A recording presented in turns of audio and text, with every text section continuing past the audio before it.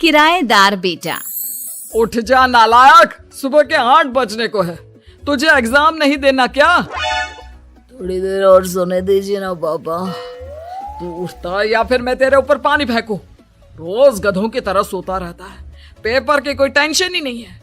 और एक हमारा समय था जब हम पेपर में फेल होने के डर से रात भर पढ़ा करते थे, सो ही नहीं पाते थे।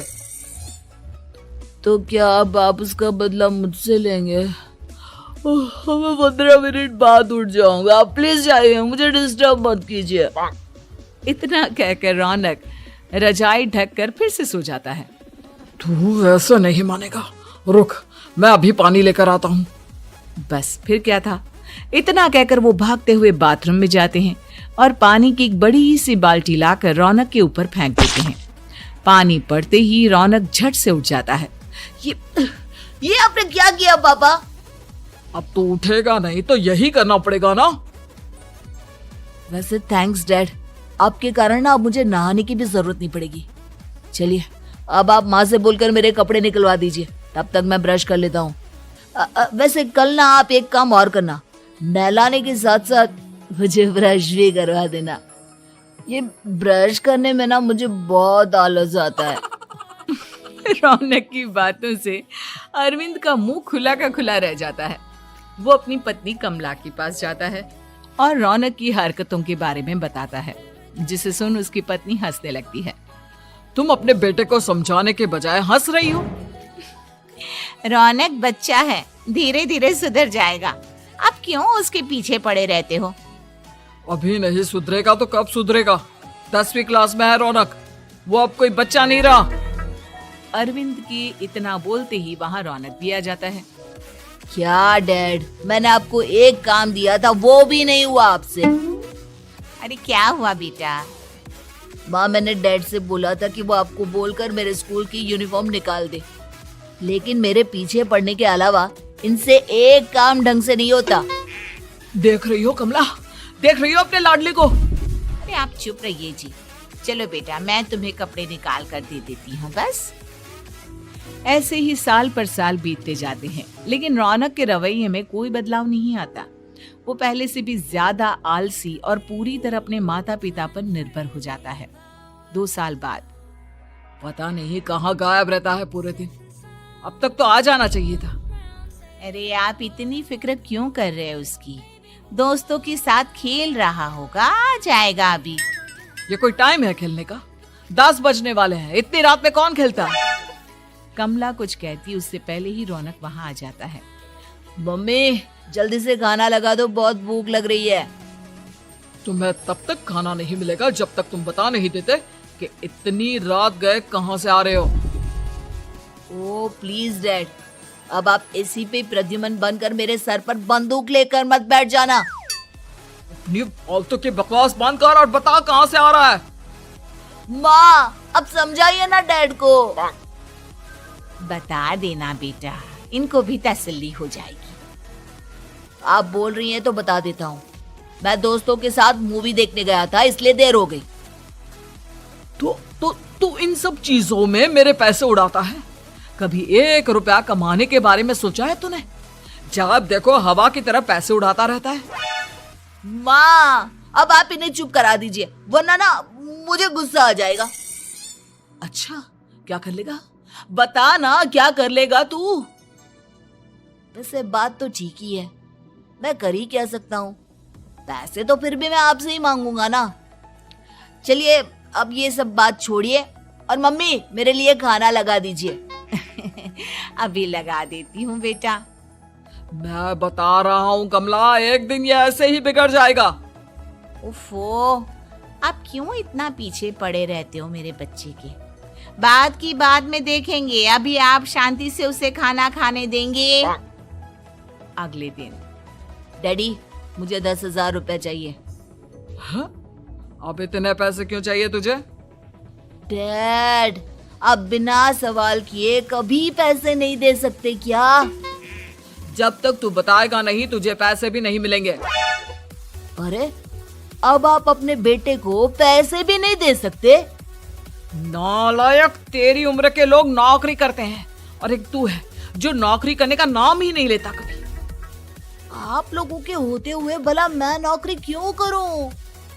अरे हम कब तक पैसे देंगे तुझे?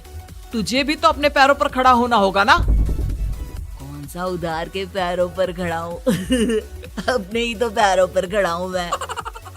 इसी तरह रौनक दिन प्रतिदिन लापरवाह होता जाता है।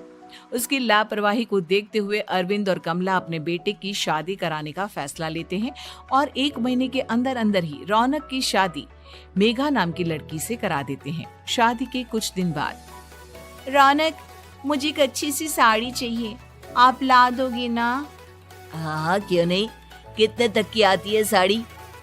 यही करीब 5,000 तक की। तुम चिंता मत करो, मैं आज ही डैडी से पैसे मांगकर तुम्हारे लिए साड़ी ले आऊंगा। आप कब तक ऐसे ही अपने पापा से पैसे मांगते रहेंगी? कोई अच्छी सी नौकरी क्यों नहीं कर लेते आप? अरे डैड के होते हुए मुझे नौकरी करने की जरूरत ही क्या है? पर आप ऐसे कब तक उनसे पैसे मांगते रहेंगे? कुछ आपको अपने दम पर भी तो करना होगा ना। अब तुम भी बाकी लोगों की तरह मुझे ज्ञान देना शुरू मत कर देना। साड़ी चाहिए ना तुम्हें, मिल जाएगी बस। इतना कहकर रौनक अपने पिता से पैसे मांगने चला जाता है। डैडी, मुझे 5,000 रुपया चाहिए।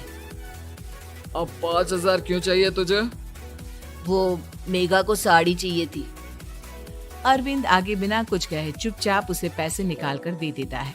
कुछ दिन बाद, तुम्हें नहीं लगता कमला, रौनक हम पर पहले से भी ज्यादा डिपेंड हो गया है? मुझे तो अब उसके भविष्य की चिंता होने लगी है। कल को हमें कुछ हो गया तो वो क्या करेगा? काश तुमने पहले ये सोच लिया होता तो आज हमारा बेटा इतना लापरवाह नहीं होता। तब मुझे कहाँ पता था कि मेरा लाड प्यार उसे इतना बिगाड़ देगा कि वो इस हद तक लापरवाह बन जाएगा। कोई बात नहीं, अभी भी देर नहीं हुई। मुझे पता है उसे कैसे सुधारा जा सकता है। कैसे? अरविंद कुछ कहता उससे पहले रौनक वहां आ जाता है और पैसों के लिए हाथ फैलाने लगता है। डैड, मैं और मेघा बाहर घूमने जाना चाहते हैं। अरे वाह, ये आज सूरज कहाँ से निकला है? Dad please. अच्छा चलो अब मुद्दे की बात करो। मुझे अब 25,000 चाहिए। अब तुम्हें 1 रुपया भी नहीं मिलने वाला। अगर तुम्हें पैसों की इतनी ही जरूरत है तो कोई ढंग की नौकरी कर लो। मम्मी, आप कुछ कहिए ना डैड को। बेटा, वो गलत क्या बोल रहे हैं? ये सब हम तेरे भले के लिए ही तो कर रहे हैं। मम्मा, मैंने बताया ना आपको, मुझे नहीं करनी कोई जॉब वॉब। तो ठीक है, निकल जाओ हमारे घर से। तुम्हारे जैसे लोगों के लिए मैंने ये घर खड़ा नहीं किया है। जितना ये घर आपका है ना, उतना ही मेरा भी है। मैं कहीं नहीं जाने वाला। जाना तो पड़ेगा ही तुझे, क्योंकि अब मैं तेरा कोई भी खर्चा नहीं उठाने वाला। ठीक है, मत उठाइए मेरा खर्चा, मैं अपने दम पर भी जी सकता हूँ। तो बेशर्मों की तरह अब तक यहाँ क्यों खड़ा है? अपना सामान ले और निकल जाए यहाँ से। रौनक पैर पटकते हुए वहां से चला जाता है। घर से निकालना जरूरी है क्या उसे? बिना पैसों के कौन रखेगा उसे किराए पर? अगर उसका भविष्य सुधारना है तो हमें अपने दिल पर पत्थर रखकर ये कदम उठाना ही होगा। दोनों बात कर रहे होते हैं कि रौनक अपनी पत्नी के साथ एक बड़ा सा बैग लेकर घर से निकल जाता है, लेकिन घर से बाहर उसे कोई भी मुफ्त में अपने घर किराए पर नहीं रखता। अंत में थक हार कर वो फिर से अपने घर चला जाता है। क्या हुआ? थोड़ी देर पहले तो दहाड़ते हुए घर से निकला था, अब क्या हुआ? नहीं रखा ना किसी ने तुझे किराए पर? डैड प्लीज, मैं कुछ दिनों में कोई अच्छी सी नौकरी शुरू कर दूंगा। आप तब तक तो हमें रख लीजिए प्लीज। सुबह से रात हो चुकी है लेकिन कोई हमें रखने को राजी नहीं है। अब आप ही बताइए, इतनी रात को मैं मेघा को लेकर कहाँ जाऊंगा? ठीक है, बहू की वजह से मैं तुझे घर पर रख रहा हूँ, लेकिन तू इस घर में एक बेटे की नहीं बल्कि एक किराएदार की हैसियत से रहेगा। 3 महीने हैं तेरे पास। इन 3 महीनों के अंदर अंदर मुझे तेरी पहली तनख्वाह हाथ में चाहिए, समझ गया? पक्का डैड, इन 3 महीनों के अंदर अंदर तो कोई बढ़िया सी नौकरी ढूंढ ही लूंगा मैं। ऐसे ही धीरे धीरे समय बीतने लगता है और अरविंद के दिए 3 महीनों में से 2 महीने बीत चुके होते हैं। पापा जी ने हमें 3 महीने दिए थे, जिसमें से 2 महीने तो बीत चुके हैं। अब ये आखिरी महीना बचा है। अरे तुम चिंता मत करो, आज मेरा ना 2 जगह इंटरव्यू है, दोनों में से कहीं ना कहीं तो जॉब लग ही जाएगी। अच्छा, ऑल द बेस्ट।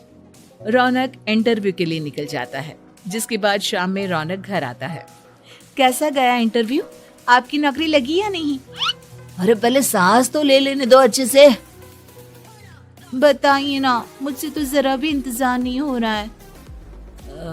वो दरअसल बात यह है कि मेरी नौकरी तो लग चुकी है, लेकिन पैसे बहुत कम है। कितने पैसे हैं? 15,000। इतने में अरविंद और कमला मिठाई का डिब्बा लेकर आ जाते हैं। बधाई हो बेटा। हम जानते थे तेरी जॉब जरूर लगेगी। लेकिन मेरी सैलरी बहुत कम है मम्मा। कम है तो क्या हुआ, धीरे धीरे बढ़ जाएगी। हाँ बेटा, हम तो बस चाहते थे कि तू अपने पैरों पर खड़ा हो जाए। मतलब अब आप मुझे घर से नहीं निकालेंगे? नहीं, ये सब हमने तुझे जिम्मेदार इंसान बनाने के लिए किया था। Thank you mummy papa. अगर आप दोनों ऐसा नहीं करते तो मुझे कभी अपनी जिम्मेदारियों का एहसास तक नहीं होता। आज आपने मुझे सिखा दिया कि इंसान का अपने पैरों पर खड़ा होना भी जरूरी होता है। इतना कहकर रौनक झट से अपने माता पिता के गले लग जाता है और अपनी कमाई की पहली तनख्वाह वो अपने माता पिता के हाथ में सौंपता है। इस तरह रौनक एक गैर जिम्मेदार व्यक्ति से एक जिम्मेदार व्यक्ति बन जाता है।